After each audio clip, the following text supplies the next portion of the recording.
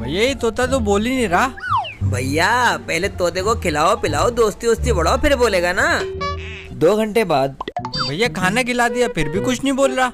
अरे भैया खाना खिलाने के साथ ख्याल रखो, दोस्ती वोस्ती बढ़ाओ, जब दोस्ती हो जाती है फिर बात करता है तोता। चलो ठीक है। अगले दिन। भाइयों यही है जिसने मुझे चूना लगाया है। अरे भाई क्या हो गया, लड़ने क्यों आ गए? भाई तूने बोलने वाला बोल के सादा तोता पकड़ा दिया। अबे भाई ये बोलने वाला तोता है, मैं साबित कर सकता हूँ। करके दिखा। क्या हुआ बे, बोल क्यों नहीं रहा? अरे मेरी गर्लफ्रेंड नीचे वाले पिंजरे में, उसके बगैर मैं कुछ भी नहीं बोलूंगा।